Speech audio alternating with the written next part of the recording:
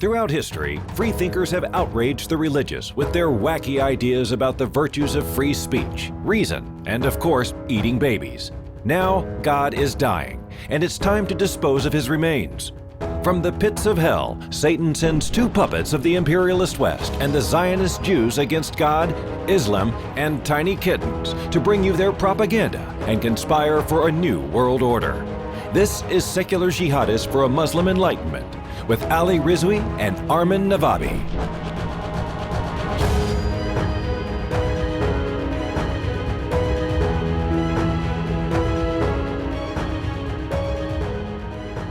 Assalamu alaikum wa rahmatullahi wa barakatuhu, everybody. My name is Ali Rizvi. This is another episode of Secular Jihadists for a Muslim Enlightenment.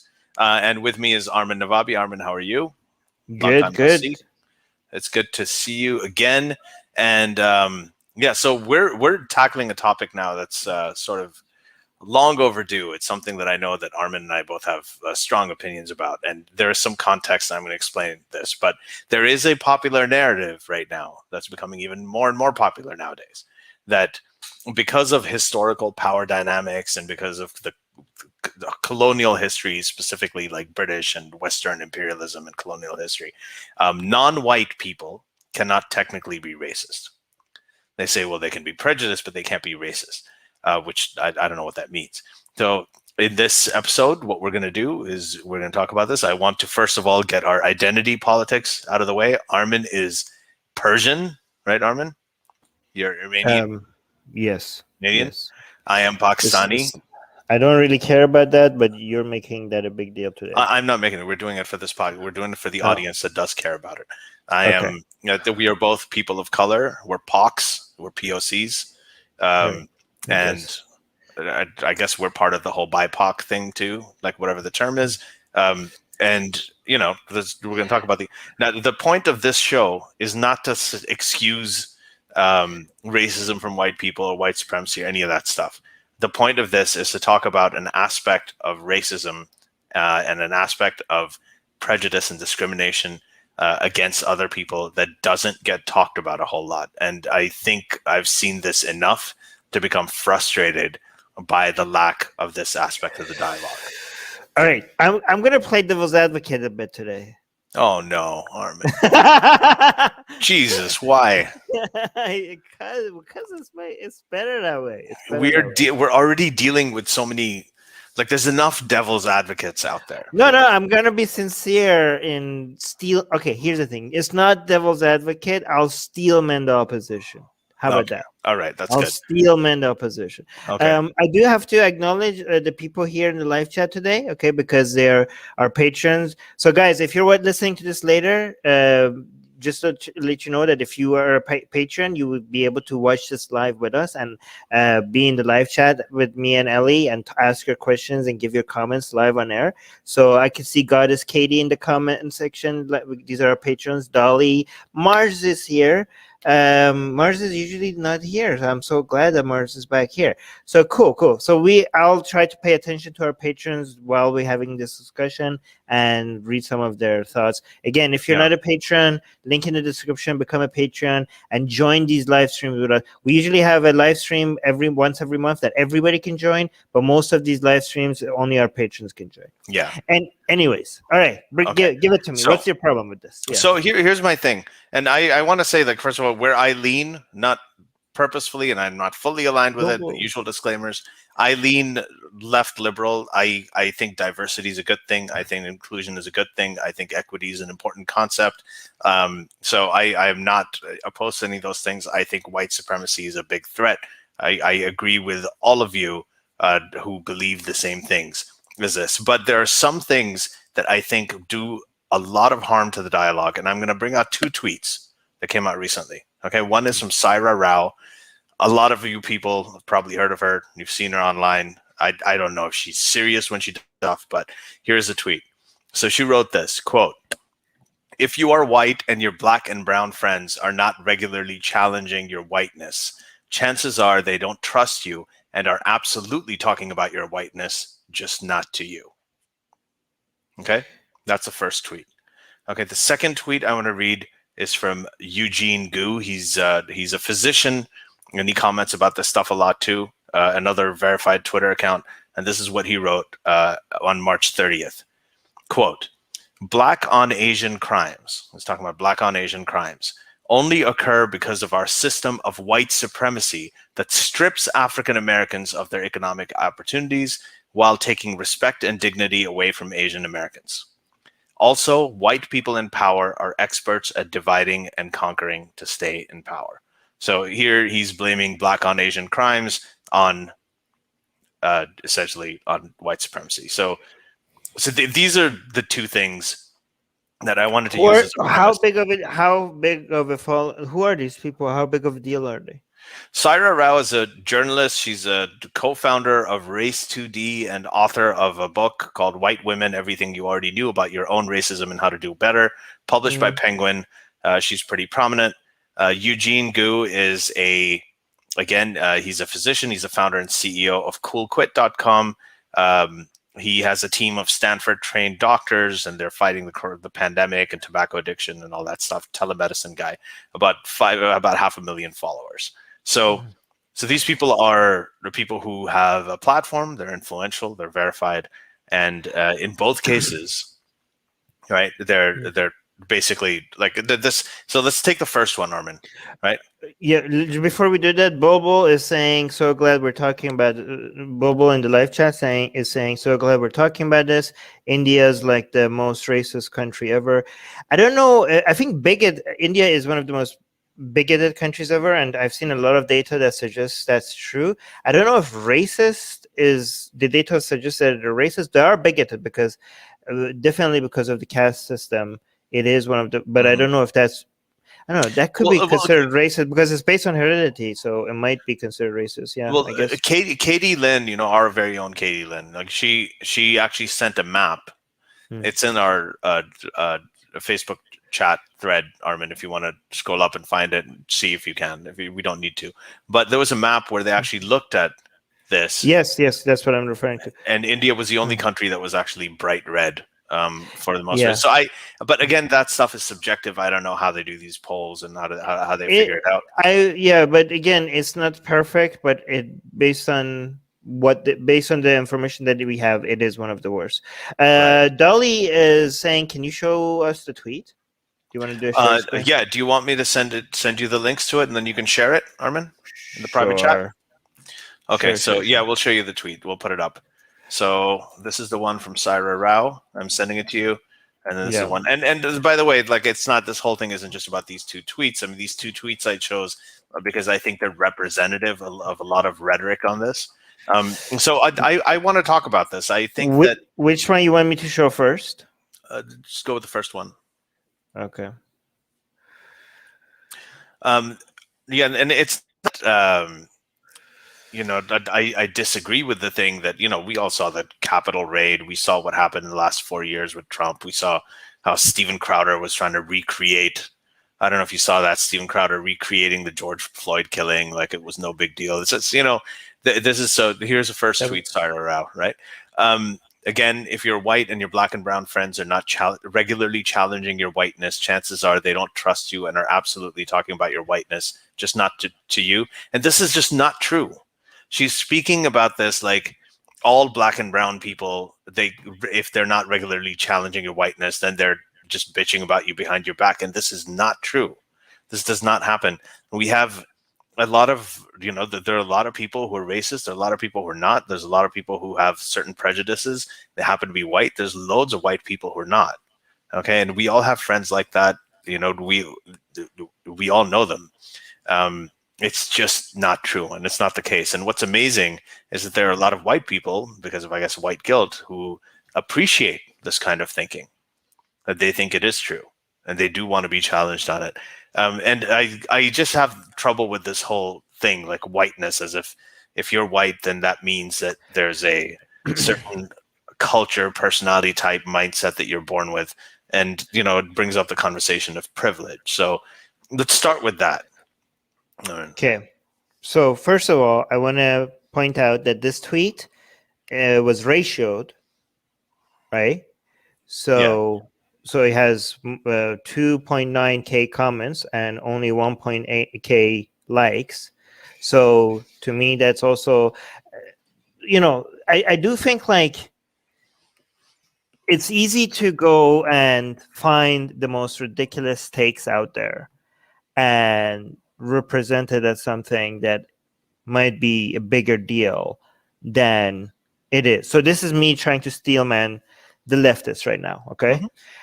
I think like what's might be happening here is that a lot of people, both the critics of leftist narratives and also a lot of leftists themselves, even though a fringe group of leftists who are basically just virtue signaling and nothing else, don't understand both the intellectual arguments behind what a lot of anti-racist arguments are.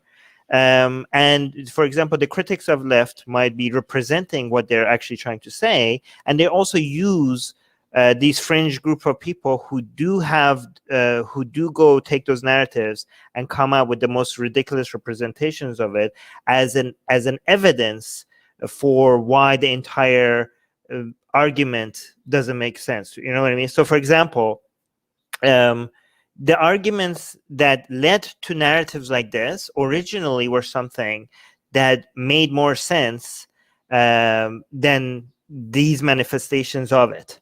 Do you know what I mean?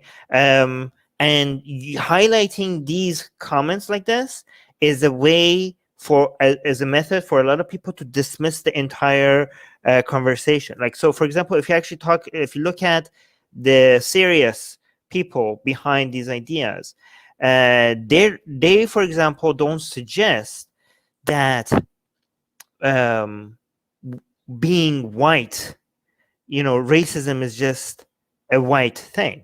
Okay, what they're suggesting is that there are, in layman's terms, the way people use racism, they're mostly referring to explicit racism based between individuals, right? Individual explicit forms of racism, right? I don't like you being against somebody else because you think their race is inferior to yours. Okay, that's what most people imagine what racism is like, right? However, they say that the effects of the disadvantages of your ethnicity might go beyond just individual explicit racism, right?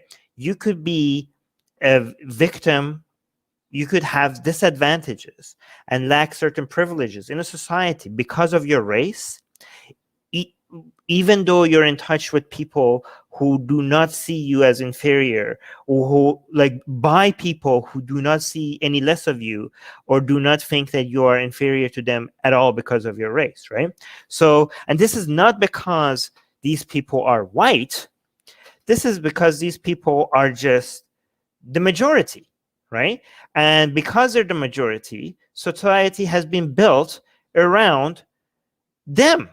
Right? So this is not against, so people, for example, Bulbul was mentioning India, right? So they're like, yeah, okay, but in India, white people are not the majority, right? So the power dynamics works different here, right? So when the people who are saying like, right now, okay, so we are way past the times of having KKK being very significant and people burning crosses and stuff like that. We are, but right now, the main way people are victims of racism are through structures which these people call systemic racism. And when they call it systemic racism, they're not dismissing the fact that explicit individual racism is a thing that exists, right? However, that's not how most people are experiencing are a victim of racism these days, right? So when they say like, when it comes to structural or systemic racism, that's all coming from the people that have the majority power. Yeah. That is not dismissing the fact that yes, people of color could be racist when it comes to the individual, in explicit forms of racism, nobody's like the serious people, the people that are coming up with these ideas, they're not denying that, but they're saying the major form of racism that is now affecting most people of color, that is something that is only coming from the people that the society has built around them, and that the structures were developed by them. And in North American and Western European countries, that just happens to be the white people. This is not to demonize the white people as people that are inherently racist. It's just so that happens that these are countries where they were in power for most of the time. So of course the society is going to be structured based on what benefits them. Right. So I gotta say, I know you're playing, part of this, or I don't know how much of it is devil's advocate, right? But I actually do agree with a lot of that. I think that structural racism and systemic racism is a thing. I think structural sexism, systemic racism, sexism is also a thing. It's a real thing. I think privilege for people who are white, who are male, and so on. I mean, to me, that clearly exists. Okay, and I see that. I come from the healthcare field. I see it very, very often in the healthcare field. And you don't have to be, necessarily white to be or a racist to take part in the system that actually doles out this kind of treatment or discrimination to people. And it is a correcting mechanism. There's a lot of conversation about us getting rid of it. So that's one thing. My problem is this idea, and this is an idea that's out there, even among these academics, that people who are minorities actually cannot be racist. I know that you said that they don't deny that you can do it, but they actually do, right? A lot of them actually do. They say that they cannot be racist because of the power dynamic, because of colonial history. And this is where I think that there's a tunnel vision. Who says that? Who says that? A lot of people. I mean, you see this. I don't know names, but you read about it everywhere. It's in textbooks. It's everywhere. There's articles about it all over the place. Like, look up why minorities cannot be racist. So if you're talking about people like Ibram X. Kendi or Robin DiAngelo, these are not the scholars behind these ideas. These are people that are authors who are author activists who are creating. They're not the main scholars behind leftist ideology. They are people that are creating products specifically for corporate America, and is being used by corporate America in a way, in exactly the way that these leftist people hate the most. No, but critical race theorists. They have turned like critical race theory is something different compared to what Robin DiAngelo, like they say that Robin DiAngelo and Ibram X. Kendi have created a Frankenstein monster out of critical race theory, and they turned into a commodity which is being sold to corporate America as a product. Mm-hmm. And again, these leftists are very anti-corporate, and they hate the way that critical race theory has now been packaged as a product and being used as a way to virtue signal in the most destructive way. The people who have read actually are well read in these stuff are against the way that a lot of the virtue signaling. Basically, they're also anti-woke. A lot of these. So that's fine. So we can do it, but that is a different issue. Like the fact that there's a lot of scholars, the very serious scholars, the most sort of ivory tower people don't actually think of these things. Yeah, and Susanna is saying Armin, Kendi, and DiAngelo are academics. Yes, I didn't say they're not academics. I said like what they've contributed is not part of the scholarly work, recognized scholarly work. When people talk about critical race theory, they're talking about a school of thought and a work of a whole bunch of papers and work of in academia that is different from books published for this is not the sort of academic work that they recognize. These are activist books. These are not academic work, even if they are academics, right? There's a difference between they're not taken seriously. So we got that. Okay, so let me just get back to the point. Okay, so the point isn't that we didn't start this saying that let's just look at what the academics are saying. And let's look at what the ivory tower people are saying. A lot of them are siloed in their ivory towers. They may have serious ideas about this. They may agree with what I'm talking about or what the premise of this whole episode is. Right? But we're not just saying the topic of this wasn't to talk about what the academics are saying. We're talking about what the popular narrative is out there. And the popular narrative out there is shaped by D'Angelo. It is shaped by Ibram X. Kendi. And by the way, I actually think that Ibram X. Kendi, like the stuff he says about anti-racism, and he actually acknowledges that he is racist in ways, right?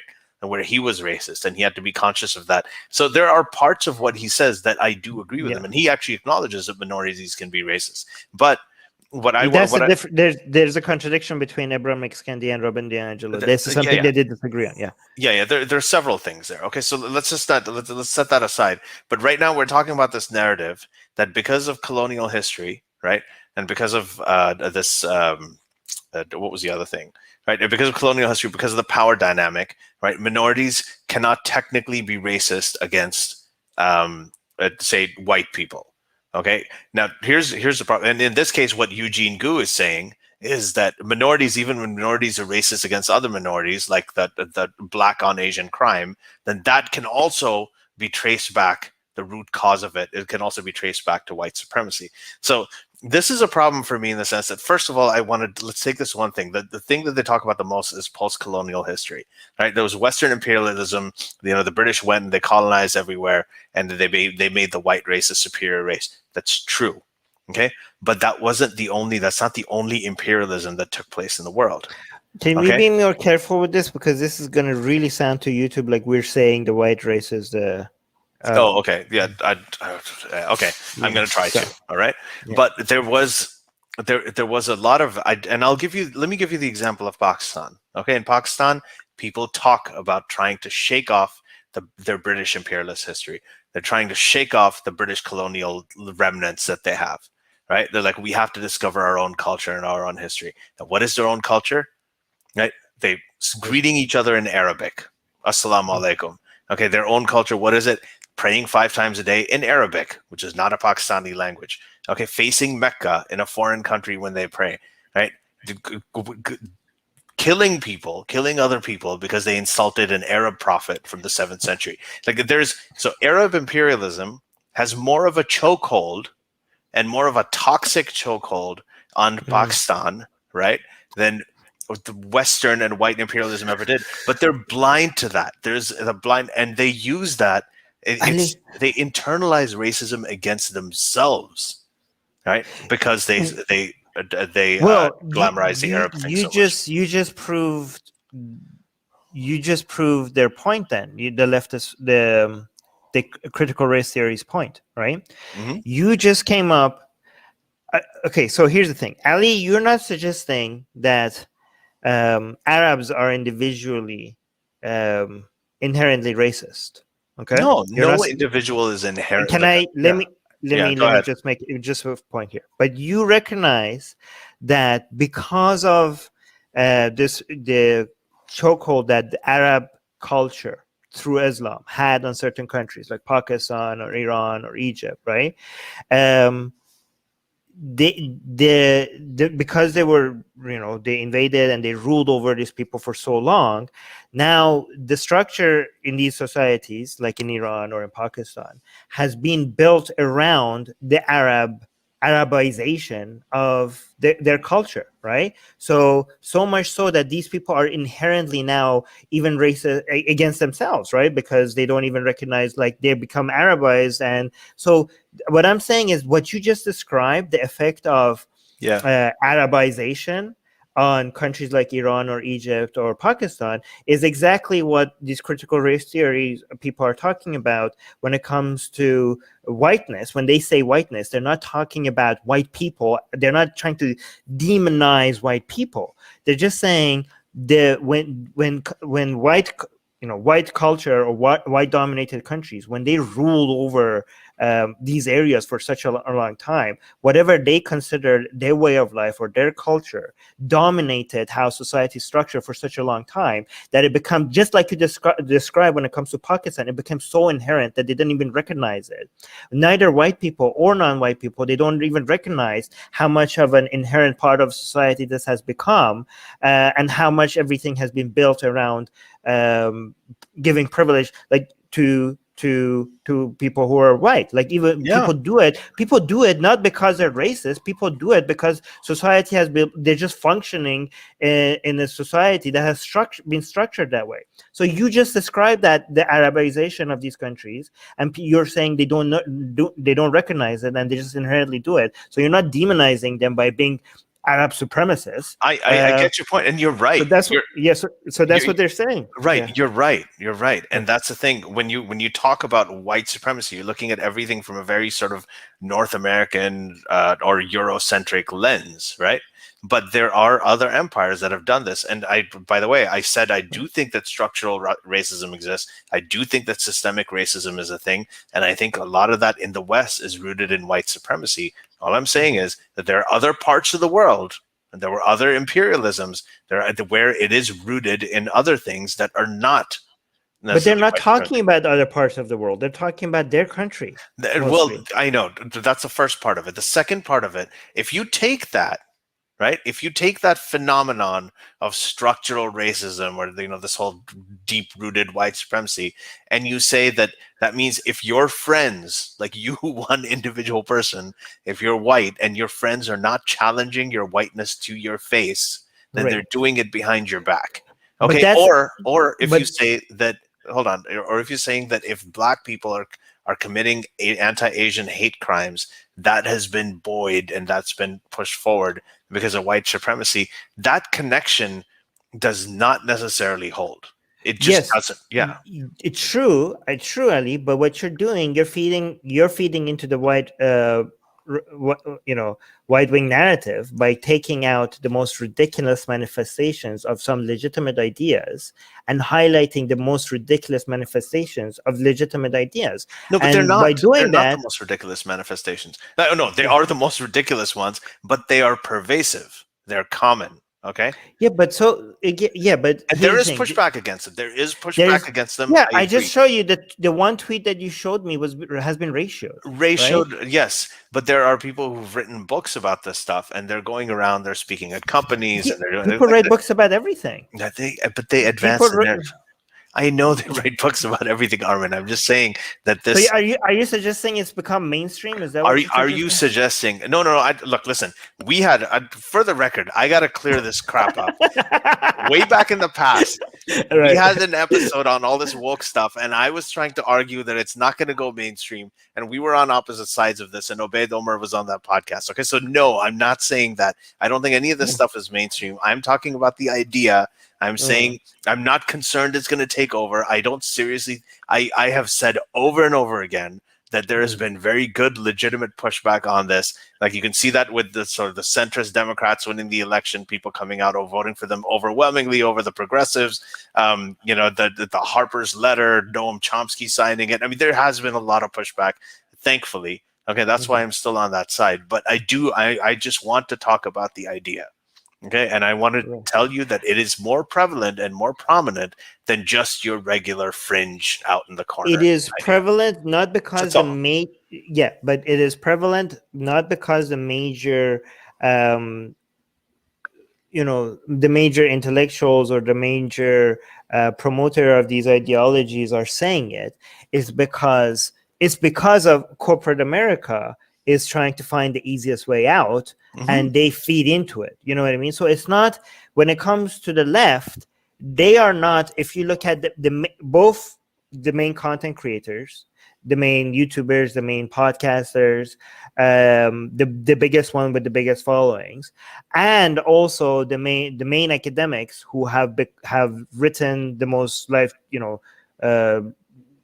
revolutionary ideas that change the way people look at things, that they are not pushing this. Okay, the reason why these virtue signaling ones, the one that is the easiest one to adopt, gets attention is because the big corporations have accurately trying to find, like, this is not because they're dumb. Okay, they try to find a cheap way out to first signal to the world, because they have done the calculation. They don't get much financial if you are either nonpartisan or left leaning. Okay, you don't get very any much financial punishment for it. But if you're seen as right leaning, you do, right? So it's safer just to signal that you're more left leaning, right?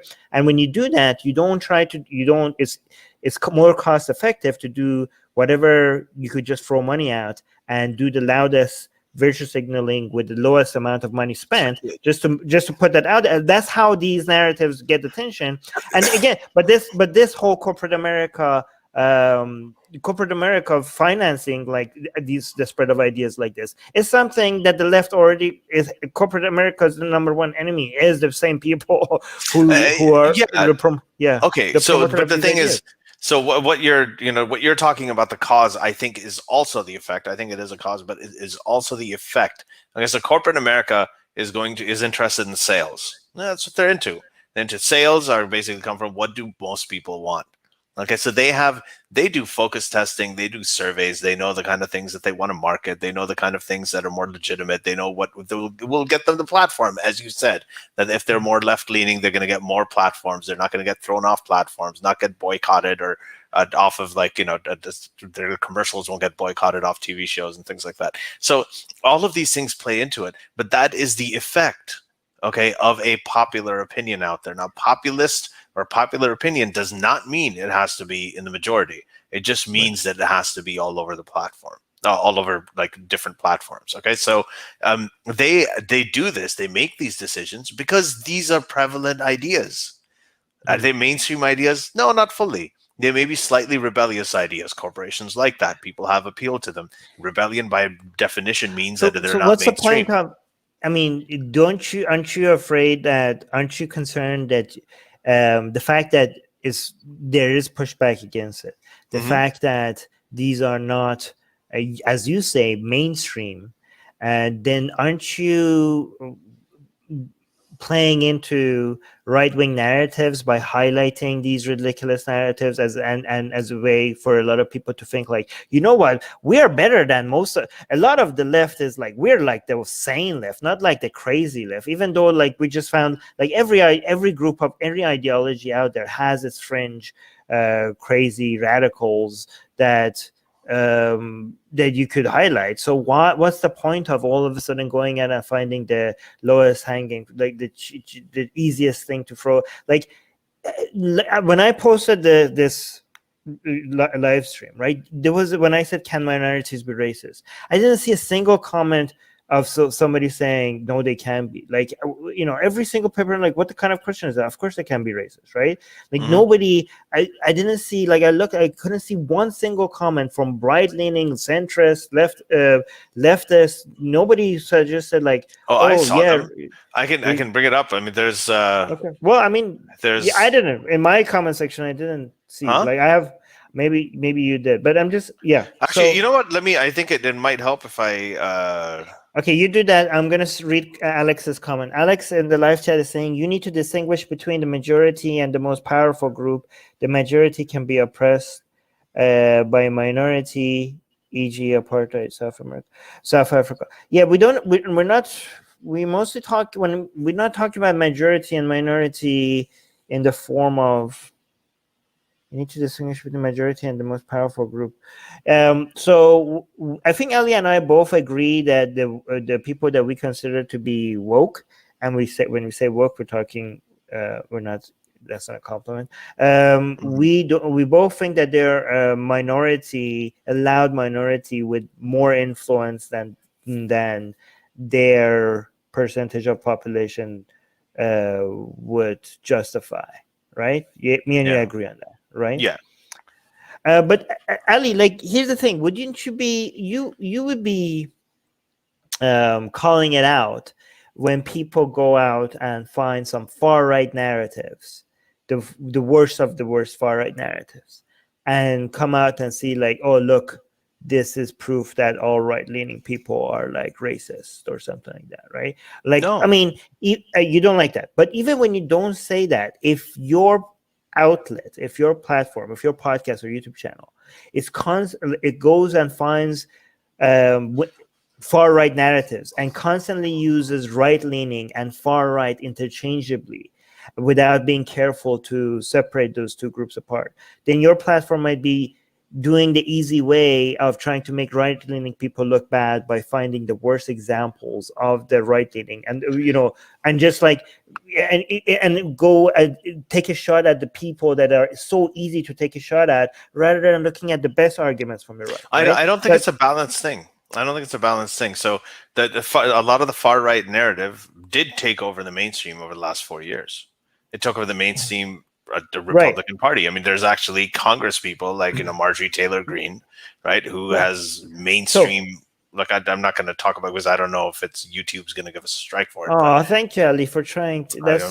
You're getting learning so much better. Yeah, good job. I'm slow, but I'm getting there. So so there are people they have taken over the mainstream conservatives in a way that the far left hasn't, and I've said this here millions of times before. Okay, so so I wouldn't do that. I genuinely don't think if I was going to go and portray this. This is sort of like far left narrative out there, like these fringe ideas that nobody really takes seriously, then that would be something else. But in this case, there have been enough conversations about this being taken seriously. But okay, so we've gone through that. We've gone through, I think, both sides of the argument. You've talked about your thing. I've talked about my thing.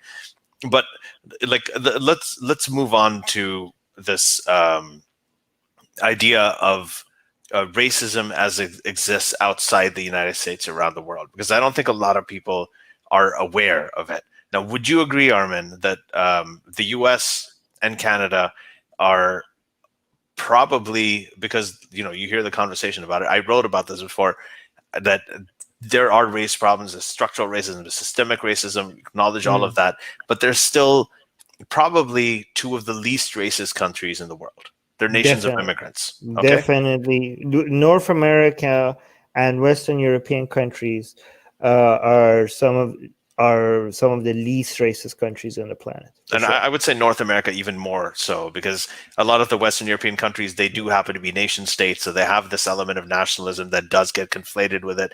But in North America, there is these are nations of immigrants, and although they've had that history of slavery, they've had all of those things, they were able to phase it out. Right, and the white people in power were allies in that, where they helped phase it out. Wait a minute, weren't you the person that came out and said, like, when I posted this a couple of months ago, when I came out and said North America and Western European countries are the least countries on the planet, weren't you one of the people that came out and commented, like, because obviously that this doesn't mean that they're not racist. That they're not racist, even though I didn't say that they don't have racism. I don't recall that. Here's the thing. I can't even relate to that. If I did, then maybe I've had a personality transplant. Let me say. Let me clarify, because a lot of people might not know, because you just read the rest of what I was going to say, so people might have no idea what we're talking about, right? Okay, go So when we say North American countries, for example, are some of the least racist countries on the planet, right? Some people, and by some people I mean idiots, hear that and they think like we're saying there's no racism in North America, or that racism is not a big problem in North America. So and the reason why they think that, and you have to pay attention here, the specific reason why they think that is because they're morons. Okay, doesn't get any more simple than that. They're morons. Okay, but go on, Ellie. Yeah, no, I mean, I'll say I actually do want to read out what I specifically wrote about this in the middle of last year, when I was I had a conversation on the Letter Wiki site with Matt Thornton, right? And so I will go ahead and I'll find it and I'll read it out. So while you do that, I will read. Yeah, let's read a comment. Two comments, one by Mars and one by Alex again. Guys, did I miss any comments? Suze, if I missed any comments, can somebody help me or repost it again if in the live chat if I missed your comment? Mars is saying, have you guys read the exchange between Sarah Haider and Ayaan Hirsi Ali? I agree with Sarah on this one. Respectfully, I disagree that it's not mainstream. It's in our institutions and influencing all sorts of media. Okay, so here's the thing. I'm just playing a little bit of a devil's advocate here, but if I want to be honest with you, I think when I say something is mainstream, Ali used to disagree with me, but then I told him what I mean. I think it's mainstream. I think wokeism is mainstream, but it's not. It hasn't taken over. I never said it has taken over. There's a difference between suggesting that something is mainstream and something has taken over. As soon as something gets into traditional media, academia, corporate America, even if it's not taken over, even though it's a minority, you're still part of the mainstream now. You're mainstream. So I would say yes, it is mainstream, but people say, oh, it has taken over. No, it hasn't taken over, but it is mainstream. I actually agree with that. I do think that I do think it's in the mainstream. I think it's in the mainstream, but I don't think it's taken over, and I don't think it's actually in danger of taking over. I don't think these kinds of things do. Alex Avaz is saying, actually, should I just read out what I? Read what Alex. Okay, let's read out this question first. So Alex Avaz, oh crap, I lost it. Okay, Alex Avaz is saying, what would critical race theory say about Pakistan? Would they say that it is subject to systemic racism on behalf of Arabs? I have no idea. I have no idea what they would. You know, what a critical race theory would say about Pakistan. Would they say it is subject to system? Somewhat, yeah. Okay, here's the thing. I think, yeah, somewhat, yes. Yeah, I mean, they won't say that, right? Because they haven't been focusing on Pakistan ever, right? Yeah. But my prediction would be if they were ever looking at Pakistan and if they were being consistent, that's what they would say. If they were being consistent, yeah, I think so. But yeah. Okay, so yeah, I'm going to read out what I wrote in this letter. I said that I was telling Matt that I quote, "We both recognize that racism is real and is still a problem in the U.S." Okay, so Armin, that's a response to whether I commented on that. So there you go. This is my writing. We both recognize that racism is real and still is a problem in the U.S. We both also agree that the U.S. is one of the least racist countries on earth. Having grown up in countries like Pakistan and Saudi Arabia, where racism is not only rampant, but often state-sanctioned, I know that the racism in the US and Canada, both nations of immigrants, is not as prevalent as it is visible. However, which is a testament to our processes of justice and accountability. Is there however or a but coming at some point? No, that's it. Oh, okay. Oh, no, sorry. The next thing is that, okay, so you'll like this but, actually. You a butt man.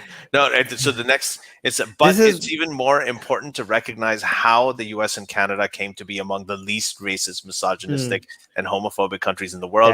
And then I go on to talk about the protests and everything. So here's the virtue signaling that you were doing, Ali. Okay. What was that? What was I doing? No, here's the however that I didn't even remember what you said, but I kind of could tell that there was a however coming at that point, right? You didn't hear what I said? Okay, sorry. I want you to hear what the but is, okay? Listen to the but. And I said, but it's even more important to recognize how the US and Canada came to be among the least racist, least misogynistic, and least homophobic countries in the world. That's the but. Okay, now go ahead. Poke holes. No, so no, you're completely right. But the way that when people don't like what you say, and even though they can't find a way to poke holes at what you're saying, because everything you're saying is completely correct, like usually what everything I say, is they look at somebody who think that they considered me far right, and they considered you left leaning. Okay, so they were wanting to be like. My entire point of posting that is to show how ridiculous people are going to be about me saying that something that is obviously true, but by suggesting that I'm saying something that I'm not, right? Then you get somebody to come who is on their side to say, yes, you're right. However, this is what you're missing. And people were like, see, this is the person that gets the full picture, right? And yeah, that's usually how it works. But anyways, I do want to mention that not only racism is a lot more prevalent in countries in other countries outside of North America and Western Europe. For a very long time, it's not that, like, in North America right now, the deal is like, can we notice systemic racism or unintentional racism, right? And yes, we managed to make a lot of progress on reducing explicit racism. Can we now start noticing the effects of systemic racism? A lot of people don't know that's the effects of that.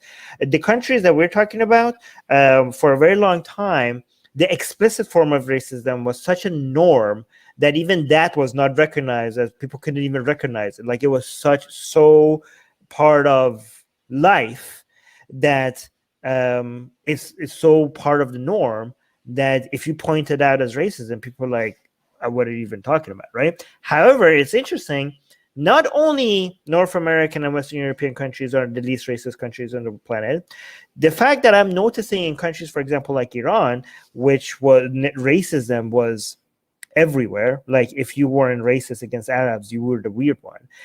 Any progress that is being made out of that norm is because of their exposure to Western media, right? So not only North American and Western European countries are the least racist countries in the world, they're affecting other countries into becoming less racist, like through their culture. Like, their culture is making other countries less racist, right?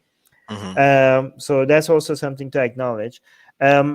However, again, I must acknowledge, okay, so some feedback, some counter here. I'll attack myself, okay? Get your popcorn. Here's the thing. Yes, I'll attack my position.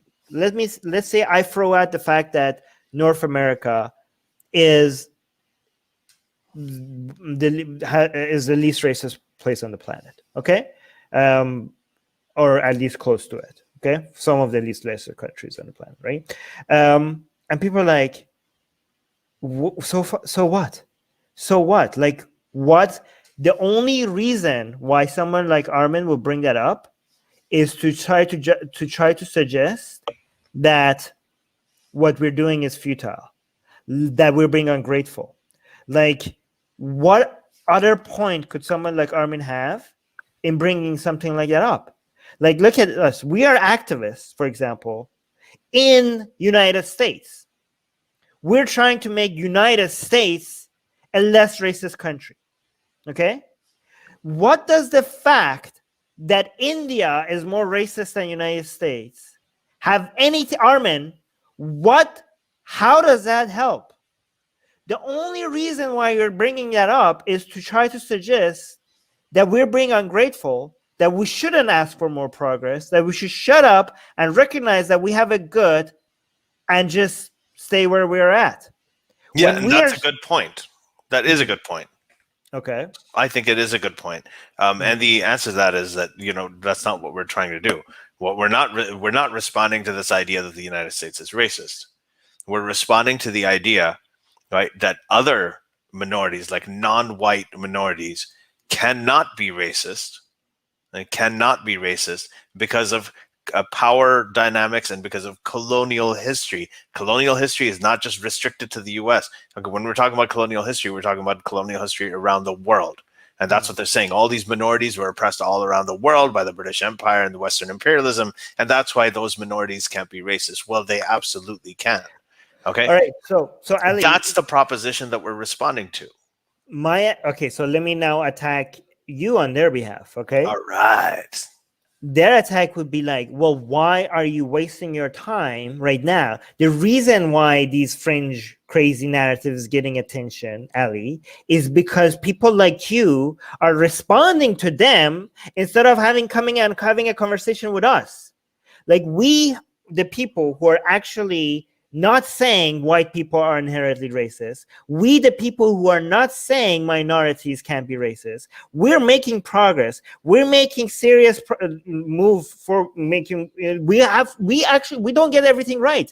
You could criticize us with some more nuance, more like those people. They're so ridiculous that it's just so easy to throw stuff at them, right? But you are you're having ridiculous conversation with ridiculous people. You could use your time to actually come and talk about what we're doing and how we're fighting racism and how yes, we made a lot of progress. Yes, United States used to be a lot more racist. Yes, we're a lot less racist right now. But yet that we need to still move forward, even though we're a lot less racist. And we have the solutions. And we might have some problems with our solutions. And if you actually critique us instead with some more nuanced attacks on our position, rather than like, oh, can minorities be racist? Oh, yes, of course minorities can be racist. Like, if you actually come talk to us, maybe more people would have more serious, maybe we would be highlighting these ridiculous people a little bit less, and we would be having more serious discussions. What would you say to that? What I would say is everybody who thinks that one person's being ridiculous, right? Those people think that somebody else is being ridiculous. Like there's this. It's like it's like when we talk about Islamic scholars, and okay, this is what this Islamic scholar says. This is a consensus. Oh, that they're not real. You have to come to us. We're the sane ones. You go to them, and then someone wants to say, no, that's not the correct perspective. You got to listen to Daniel Hakika Jew. You go to Daniel Hakika Jew, and then we like, no, that's not the guy. That's a fringe guy. You have to go to somebody else. Like the fact is, right, that someone like Saira Rao, right, or maybe not Saira Rao, but someone like Eugene, like these are people who are they're reflecting a lot of the ideas of someone like Robin DiAngelo, right, who has mainstream influence in academic. There are people, a lot of the scholars that you're talking about, people in these universities, they're teaching these books in undergrad courses. They're corporations that are having these books like read, and there are, and I'm not saying that these books are wholesale bad. I'm saying they do advance some narratives, like this whole idea of challenging whiteness, individual whiteness, okay, and dinging them for their privilege. And there's, so now I'm going to make an argument for intersectionality. So there you go. Like I'm going full SAW now, right? There's, well, okay, not intersectionality per se, but there's a parallel here. There is a lot of brown men, for instance, brown men, right? Mm-hmm. They think, and you know this, like Arab men, Pakistani men, they think they have certain preconceptions about white women. Like they love to get drunk, they'll do anything, they'll whatever. You can kind of use. They treat them pretty much like objects. They have nowhere to go. They're easy. Yeah, you can. And there is a racist and a sexist element to that, right? And then when you talk about white women versus brown men, who has a privileged position? Can you really?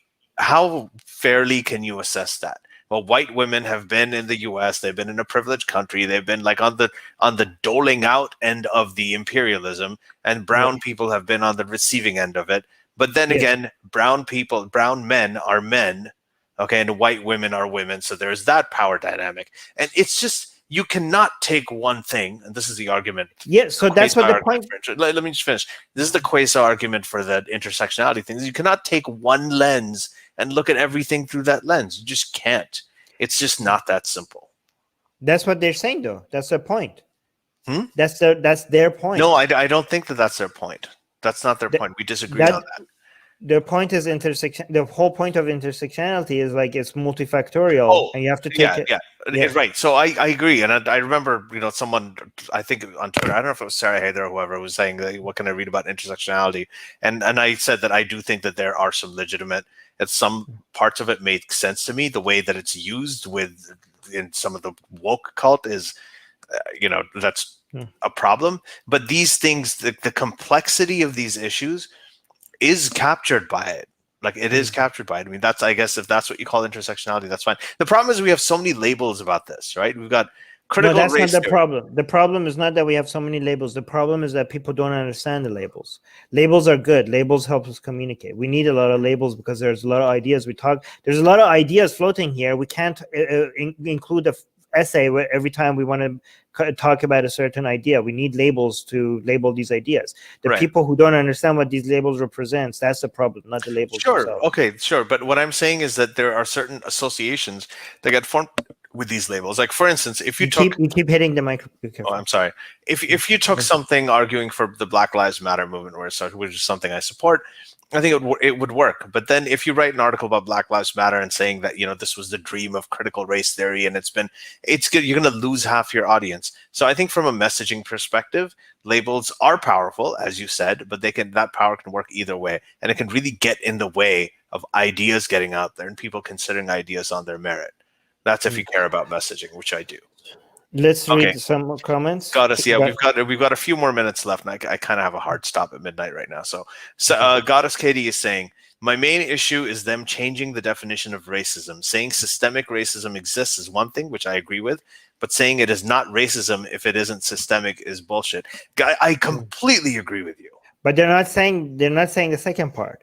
They're so they're adding to the definition. They're not the main people. They're not replacing the definition.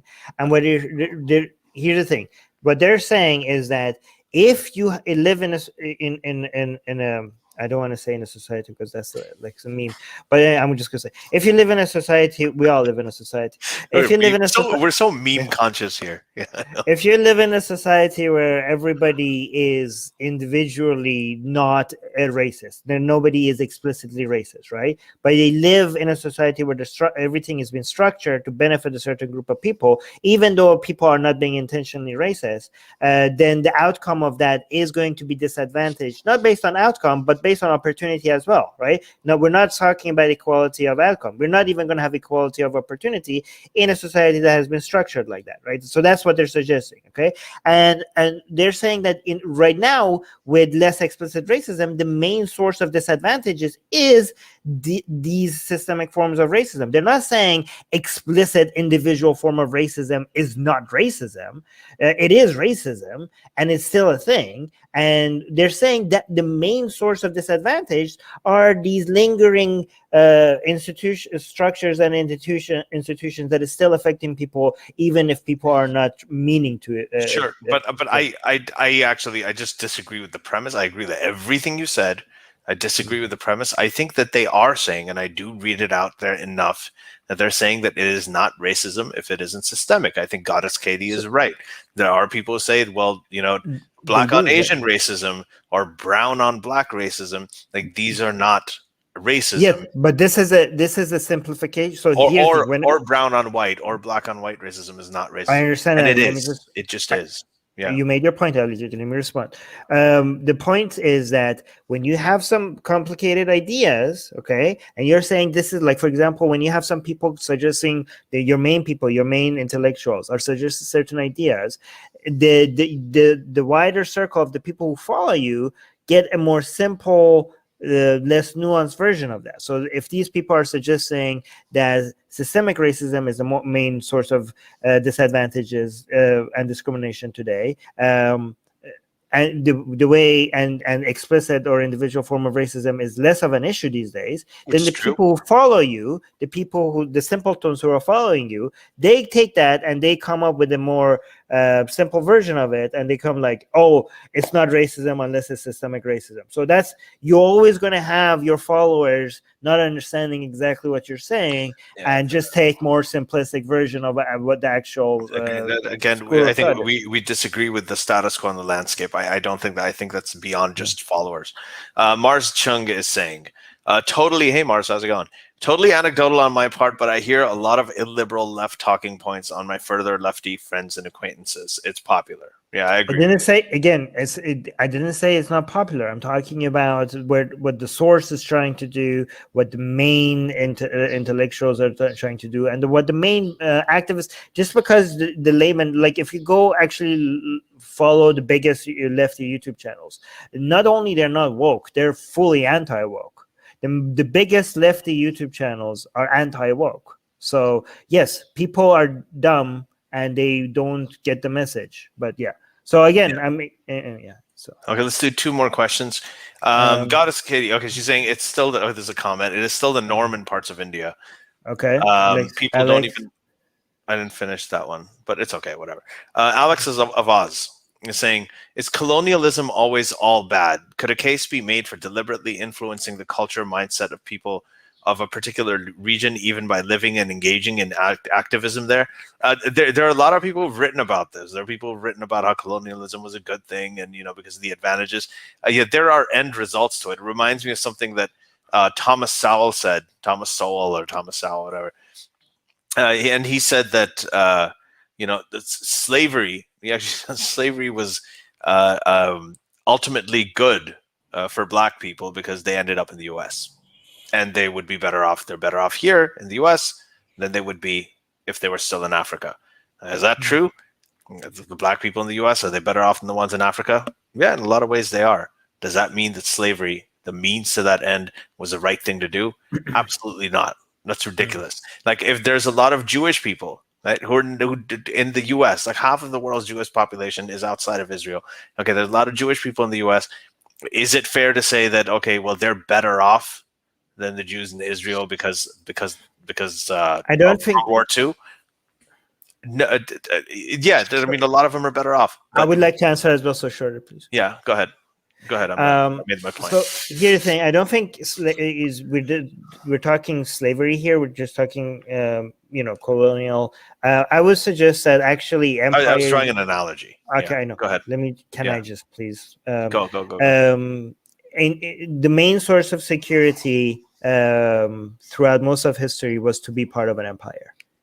So I would say the net benefits of being a colony was higher than not being part of it. Like empires, you being part of an empire meant that you got the security of a large army and everything. Okay, and again, that wasn't by intention. That's just how it worked out. So yeah, the net was positive. I do think that you guys, Ali, I don't know if you know about this. There's you probably do. There's a monthly Python. You heard about you saw the part of the, what was it? What have the Romans ever done for us? Have you seen that? I think so. Guys, if you wanna laugh regarding this topic, just go search for Monty Python. What have the Romans ever done for us? That's really funny. Okay, so wait, you sent me something. Who froze? Okay, so you froze. Okay, let me just do. Did Armin freeze? Who froze? Doesn't matter. Just our idea is important. Two questions. I couldn't hear you for a second. Okay, go ahead. Okay, two questions. There are, Goddess Katie saying, there are people saying that racism is systemic and that they don't care about what the definition says. Yeah. Mm-hmm. Okay, let's just do two more. Okay, and then again, it is fringe for sure, but there are certainly people saying individual prejudice is not racism. Yeah, they are, and I think a lot of that is a semantic BS. Okay, then last question. Mars is saying, what's your perspective on the model minority catchphrase going around? It's been thrown around to describe the Asian community. So I don't know that much about it, but I'm assuming it means that these are like the Asian community is the ideal minority because of all of the metrics surrounding them, education levels, and so they could socioeconomic factors. They're doing better. They're more likely to get get into Harvard than white people and things like that. It's a true thing, though. I think it is a true. It works both ways. A minority that does better is both used as a justification for people who want to be bigoted against a certain minority by not being bigoted against them, to show that they're not bigoted, because if they were, they would be bigoted against all minorities. But it works more the other way. When a minority is successful, all sorts of conspiracy theories and jealousy and everything else works against them. This is why Jewish people have been the favorite people to come up. This is why Jewish people have been Chinese people and Jewish people around the world have been the target of. No. The opposite of a model minority is because they're successful. They usually get a lot of justification for them wrongfully getting where they are at, or taking from other people, or all sorts of conspiracy theories. This is why Chinese people are considered to be the Jews of the Far East in so many. When it comes to discrimination, we didn't answer. It seemed like we didn't answer Alex, so we do want to acknowledge what Alex was saying. Could there be colonialism that is all good? And my answer is no. No, of course not. How could it possibly? It would be inevitable to have, when some people are in control and some people are not, you're definitely going to have human rights violations, right? And that's it. People, you can look at the end product of it and the effects of it, and a lot of those will be good because that doesn't mean that the thing is, and that's where the whole the slavery analogy thing came in. Anyway, guys, thank you very much. This was great. We appreciate you. And again, go to the patreon.com/SJME if you like hearing these topics, and become a patron for as little as $1 a month. You get to watch all of us. You get to watch us do these videos live, these podcasts live, and you get to participate and ask questions like many of the commenters did today. So, can I just respond to this as well? Alex is saying, to Mars, you're Asian American, right? No offense, but at what cost to the rest of society has the success in quotation, of the Asian community come? Guys, this is, I'm not going to say Alex is saying this, but so Alex might not think like this, but a lot of people look at society as like the amount of wealth and success that is available as a finite amount. And when some people become very successful, it's coming at a cost to the rest of society. Usually that's not how economies and success works. When some especially in free markets, or actually in any market, in most markets, when people are becoming successful is because they made other people successful along the way, right? When people are becoming rich is because they're creating products and jobs for other people. They're not taking from other people. They're not taking wealth. They're creating wealth for themselves and for everyone else. That's how wealth creation works. You're muted, Ellie. Yeah, I think a lot of this, I don't know, Alex, if you're talking about the longer scale time frame where you're saying that, okay, well, a lot of the reasons that you have these sort of white supremacist like institution stuff in place is because it was built on the backs of centuries of free labor in the form of black slavery, who built a lot of things and who actually created a lot of the infrastructures that exist. They're talking about Asian Americans, not that. Yeah. Well, I mean, again, just this is the example that, okay, that came to white people, that it came at the cost of black people becoming enslaved. So the question is, at what cost did the Asian American community, did their success come, right? And what is their cost? You gave an example. And it may not be. Yes. It may not have come at any other cost. So the white supremacy came at a cost that was really, really horrific, whereas the Asian community, the American community success was more authentic, right? Like, I think. Yeah, but even when you're saying white people becoming successful, you're only if you laser focus at some stuff like the slave trade. Like, even white people became successful, if you think throughout history, by making a whole bunch of other countries rich as well. Like, you know, like even like you have to be very laser focused to find examples of people becoming rich by taking rather than creating. Okay. Yeah, I know. And I think that's a more that's another topic, but all right. We'll talk about it at some point. Guys, thank you very much for this. Again, patreon.com/SJME, and we're gonna see you next time. Thank you. Yes. Talk to you guys later. The Secular Jihadists have been made possible thanks to the Illuminati and the covert support of Israel and the CIA. That's what we have been told, but we haven't received our checks yet. If you like what we do, please support us. Share the podcast with your friends. Write and tweet us with topic and guest suggestions. Or head over to secularjihadists.com and give $1 or more for exclusive access to live video. Have your questions read and answered on the air, and more. Till next time, may the flying spaghetti monster be with you.